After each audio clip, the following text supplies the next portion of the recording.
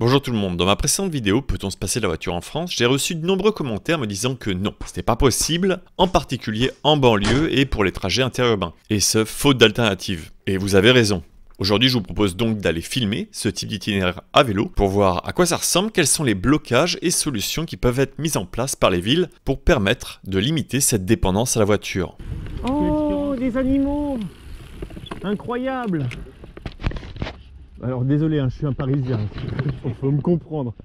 Pour avoir un itinéraire pertinent, j'ai choisi une ligne à parcourir sur le réseau vélo Île-de-France, autrement appelé VIF. Son objectif d'ici 2030, c'est de réaliser 750 km d'aménagement cyclable sécurisé, pouvant ainsi offrir une alternative à la voiture, parce qu'elle est encore utilisée pour des trajets domicile-travail de moins de 5 km dans 60% des cas. Et cette ligne que j'ai choisie va de Val-d'Europe jusqu'à Cergy-Pontoise en traversant la rue de Rivoli et fait environ 80 km de long. Mais pour ce sujet, je me contenterai d'un aller-retour Paris-Disney, car ça représente déjà 40 km, soit plus de 100 km avec quelques détours. Nous voilà arrivés sur le polygone. C'est pour le ravito qu'on fait ça. Mais bien sûr. Regarde. Regarde Altis, regarde comme t'as l'air heureux. Regarde le sourire sur ton visage. Hein? Tu veux vraiment qu'on finisse le live et que je te déteste, c'est ça?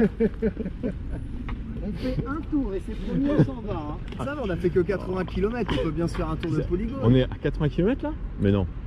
Ah bah si. Cette vidéo a été rendue possible grâce aux généreux contributeurs sur les plateformes de soutien. Merci à vous, et si ce type de projet vous intéresse, n'hésitez pas à vous abonner pour ne pas louper les prochaines vidéos. Bon alors commençons. Le départ a été fait à Paris, face à l'hôtel de ville. J'avais donné rendez-vous à Ken Bogart qui a accepté de m'accompagner pour cette aventure. C'est un très gros rouleur qui retransmet également en direct sur Twitch ses sorties. C'était donc l'occasion de faire la route ensemble. Bon en fait, tu sais, j'ai juste ça. Ah, t'as pas de micro en plus? Non, j'ai juste putain, ça. c'est super quali le son. Ouais, Il est incroyable. Et avant de partir, il a fallu planifier l'itinéraire et calibrer le GPS, car malheureusement, il n'existe pas encore de tracé officiel pour cette ligne V4. Ce choix d'itinéraire est extrêmement important car c'est lui qui va garantir votre sécurité de déplacement. Ou non. Attends, hop, on passe où là? Et je vous déconseille fortement de partir à l'aveugle sans planifier un minimum votre itinéraire, car un GPS risquerait de vous mettre dans une mauvaise posture. Pour tracer le mien, j'ai utilisé Komoot, je vous mets la carte en description. J'ai essayé de suivre au maximum cet itinéraire V4, même s'il n'y avait pas encore d'aménagement cyclable, mais ne faites pas comme moi, évitez au maximum les départementales, surtout si elles ne sont pas aménagées.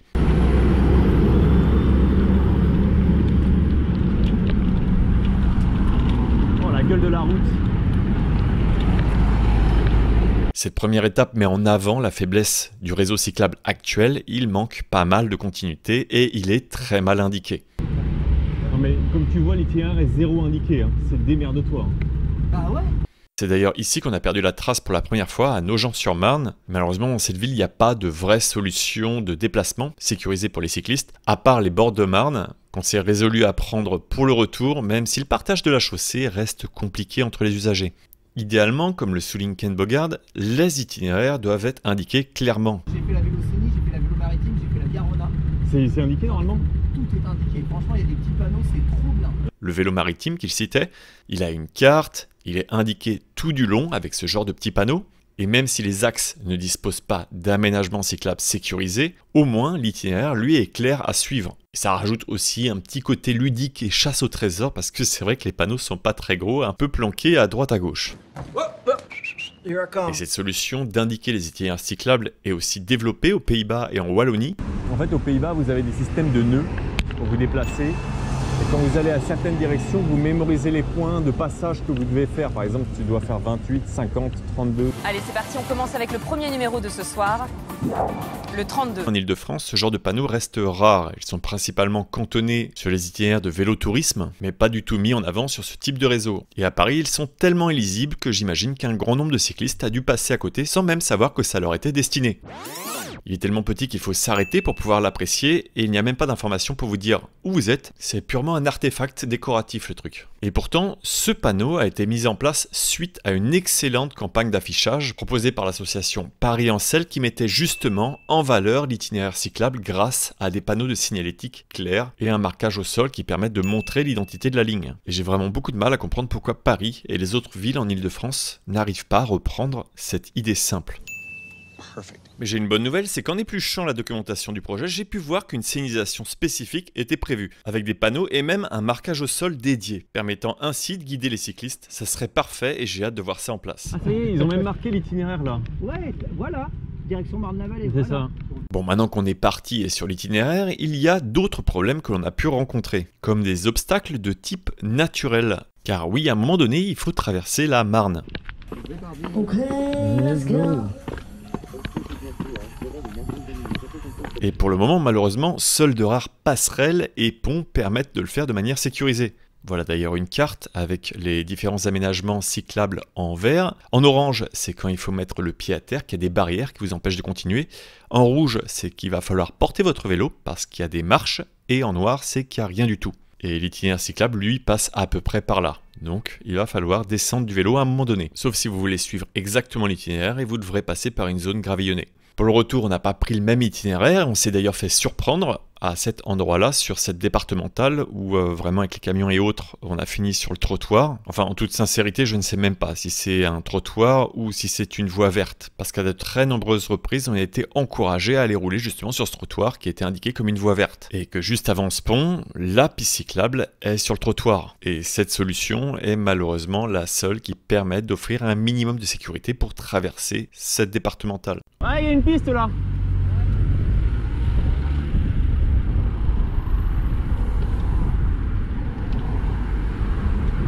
Merci beaucoup. Super.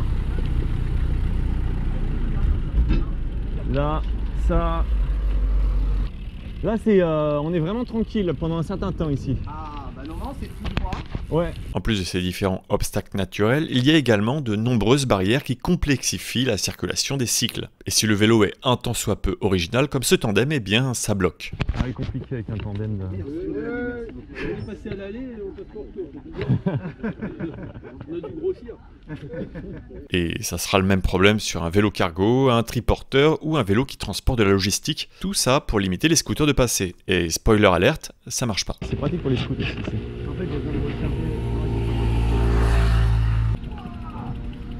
Faut pas arriver trop vite là-dedans. Ouais, attends, mais quoi? Ah oui, non, on peut ne pas descendre. C'est impossible. Je sais pas comment il est passé le scooter sans mourir. Une habitude, je pense. Le mec doit être un vrai cascadeur, quoi.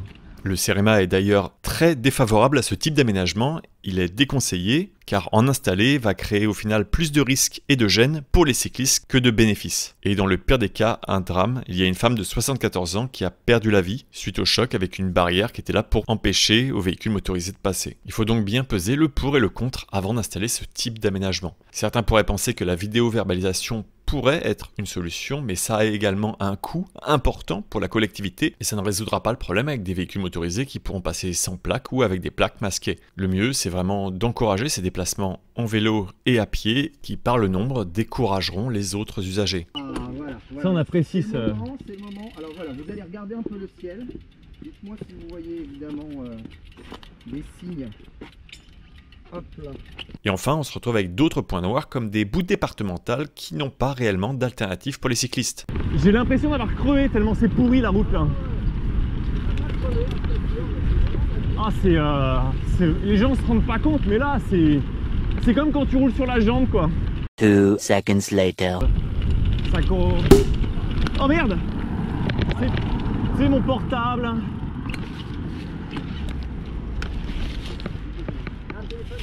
C'est mon portable, ouais. Let's go le portable. Essaye de voir s'il est encore en vie. Non mais c'est encore live. Incroyable. Alors ça m'en prendra à faire des prototypes. D'ailleurs le modèle Shepard lui a tenu le coup. Donc évitez de faire vos protos, achetez vraiment du bon matos. Il y aura moins de problèmes. Ce type d'axe devrait donc se voir équipé de solutions pour des mobilités douces comme des piétons et cyclistes. Et ici, c'est pas la place qui manque, ça aurait vraiment un impact énorme pour pouvoir encourager cette mobilité. Car là, cette coupure empêche complètement de pouvoir utiliser ces modes. Il y a eu une autre coupure de ce type sur l'itinéraire à cet endroit-là, où on arrive sur une départementale et c'est vraiment un sentiment très désagréable. Aucune solution pour rouler en sécurité. Rien que ce petit point noir là pourrait faire regretter des personnes de prendre le vélo pour se déplacer, alors que c'est vraiment dommage, cette coupure fait moins d'1 kilomètre et on retrouve tout de suite après un itinéraire cyclable protégé. Et les autres points de blocage à traiter en priorité, c'est également les intersections. Par exemple ici, ce carrefour manque clairement de clarté. À ce moment-là, on veut continuer sur la gauche. Ken Bogard lui sort de l'aménagement cyclable pour pouvoir continuer. Moi je me dis bon bah je vais suivre l'aménagement cyclable, je commence à le suivre et là je vois qu'il va nulle part, que je peux pas retourner à gauche. Désolé, salut.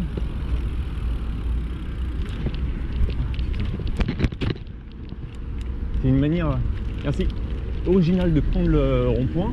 Donc je vais faire clairement n'importe quoi, me réengager dans l'intersection et essayer de le rejoindre. Là, on se rend compte qu'on ne peut pas de nouveau rejoindre l'aménagement cyclable. Et pourtant, nous étions passés ici à l'allée. La solution était en fait de faire un détour au niveau de ce passage piéton, un petit peu plus loin, pour pouvoir ensuite rejoindre l'aménagement cyclable. L'uniformisation de ces carrefours et ronds-points est donc important pour éviter de prendre les usagers au dépourvu. Je ne comprends pas pourquoi ils veulent faire original à chaque fois. Et en dehors de ces axes avec un trafic qui est important, où il est idéal, comme vous avez pu le voir, de séparer les cyclistes des véhicules motorisés, il y a d'autres solutions pour permettre une mixité entre les cyclistes et véhicules motorisés sur d'autres axes qui ont un trafic plus modéré. Ici, nous avons des chaussées doux, de leur nom technique chaussées à voie centrale banalisées. Elles permettent aux cyclistes et véhicules motorisés de pouvoir partager le même espace. C'est la première fois que j'empruntais ce type d'aménagement et celui-ci est plutôt intéressant. Ils ont fait bien plus que de mettre de la simple peinture et utiliser des solutions techniques pour que les usagers se respectent les uns les autres. Pour que les automobilistes et cyclistes roulent à la même vitesse, ils ont trouvé comme solution de mettre des coussins berlinois pour limiter la vitesse des véhicules motorisés et des chicanes pour obliger les véhicules à circuler au milieu de la chaussée, ne pas venir empiéter sur la bande cyclable. Plus en amont, il y a également des filtres appelés écluses à vélo. C'est un rétrécissement de la chaussée qui oblige les automobilistes à céder le passage pour pouvoir se croiser, comme ici. Et les cyclistes, eux, peuvent continuer sans s'arrêter. Cet aménagement a été choisi ici car cet axe reste encore une solution de transit pour de nombreux usagers et je trouve que l'aménagement fonctionne plutôt bien en ayant rétréci la largeur des voies et en ajoutant ces aménagements. Cela va obliger les conducteurs à ralentir pour au final arriver à la même vitesse que les cyclistes. La vitesse de 30 est alors mieux respectée, il n'y a pas cette sensation de « ah bah la route me donne envie d'aller plus vite ». Et ça c'est très important pour permettre cette mixité entre les cyclistes et véhicules motorisés. Et dès que l'on arrive sur des rues résidentielles où là il n'y a plus aucune raison d'avoir du trafic, il y a ce type d'aménagement que j'ai pu découvrir, c'est les vélorues. Vélorues, automobilistes, ne dépassez pas les cyclistes. Veuillez rester derrière. Regardons comment ça fonctionne entre la théorie et la pratique.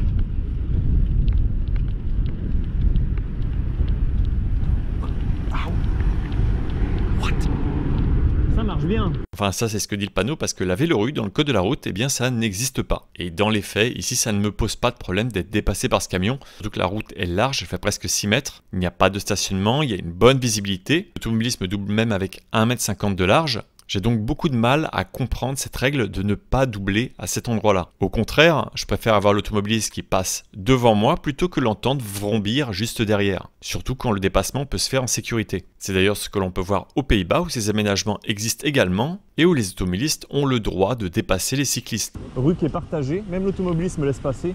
Mais il est rappelé que les automobilistes sont juste invités sur ces aménagements et ne sont pas prioritaires. Et c'est ça finalement que je vais trouver très intéressant sur ce type d'aménagement, c'est de montrer que le cycliste est légitime sur la chaussée, qu'il a sa place et qu'il faut l'accepter là où il est. Sur le retour, nous sommes d'ailleurs passés sur la première vélorue de Paris, dans le 12e, où là on comprend clairement que c'est un aménagement cyclable et que les automobilistes ont le droit de l'utiliser mais qui ne sont pas prioritaires. Et c'est cette symbolique qui change tout. De plus, cette rue a des bandes jaunes de chaque côté, donnant la sensation que la voie est encore plus étroite, poussant les cyclistes à rouler au centre et décourageant les automobilistes de dépasser. Et si ça vous intéresse, je vous préparerai un sujet spécial sur cette rue pour voir si ça marche vraiment. Et les aménagements que je viens de vous présenter sont vraiment tout récents sur cet itinéraire, ainsi que de nombreux autres qui ont fait leur apparition, comme par exemple ici sur le bois de Vincennes où il y a une piste bidirectionnelle qui est apparue. Elle n'est pas encore complètement finie, mais elle est très agréable et elle encourage déjà des cyclistes à pouvoir circuler à cet endroit-là. Et j'ai pu voir sur cet itinéraire de nombreux autres endroits où il y a encore des travaux pour créer des aménagements cyclables ou les améliorer. C'est donc une très bonne nouvelle qui montre qu'il y a un réel engouement pour le développement de ces axes cyclables sécurisés et on peut voir que dès que leur continuité est suffisamment longue, il y a déjà pas mal de cyclistes qui les empruntent, ce qui démontre que la demande de ces aménagements est bien présente. Il est donc primordial de continuer à aménager ces pistes afin d'encourager l'utilisation du vélo et en arrêtant de considérer ce mode uniquement comme un loisir. Car on peut voir que les aménagements existants sont principalement destinés aux cyclistes qui vont se balader, comme sur les bords de Marne, ou par exemple à côté du stade nautique olympique d'Île-de-France, celui qui va accueillir les JO. Il faut avouer que les panoramas sont incroyables, que ça donne envie de se balader, mais que c'est pas le plus pratique pour pouvoir se déplacer. Car dès que l'on quitte ces zones de balade, eh bien il n'y a plus aucun itinéraire cyclable protégé. Les JO ici seraient peut-être une bonne opportunité pour revoir le maillage et permettre à court terme aux spectateurs de venir assister aux compétitions, et sur le long terme d'être utilisé pour des déplacements domicile-travail à vélo. N'hésitez donc pas à signaler l'absence de ces itinéraires cyclables sécurisés pour la marche ou le vélo dans votre commune ou région, que ce soit en contactant les associations locales ou votre mairie, car comme vous l'avez constaté, même dans les petites villes, il est possible de créer ces aménagements qui permettent d'améliorer le déplacement en toute sécurité. C'est juste une question de priorité, et si les élus n'entendent jamais qu'il y a un besoin de se déplacer à vélo, eh bien peut-être qu'ils ne feront jamais l'effort de s'y intéresser. Et enfin, un autre point qui m'a interpellé lors de notre arrivée à Disneyland Paris, c'est le faible nombre de places de vélo.